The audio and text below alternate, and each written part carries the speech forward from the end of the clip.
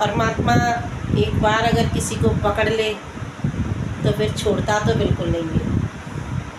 चाहे भक्त कितनी भी टाल मटोल करे, पर ईश्वर अगर पकड़ ले तो फिर वो छोड़ता नहीं है। मैं इस बात का अनुभव करती हूँ। तो इसमें भक्त बहाने मार रहा है इस भजन में, और भगवान भी भाई पूरा अपना कर्तव्य करते हुए और उसे बता रहे हैं कि तू जो चाहता है मैं पूरा करूँगा। तो भक्त कह रहा है, भोले चला नहीं जाता सावन का मेला आ गया, भोले चला नहीं जाता सावन का मेला आ गया, बाबा चला नहीं जाता सावन का मेला आ गया। तू क्यों घबराता है, तू क्यों घबराता है, मैं तुझे संभालन आ गया। तू क्यों घबराता है, मैं तुझे संभालने आ गया, बाबा चला नहीं जाता सावन का मेला आ गया, भोला चला नहीं जाता सावन का मेला आ गया। तेरे रास्ते में घोर अंधेरा कैसे दर पर आऊं, बाबा तेरे रास्ते में घोर अंधेरा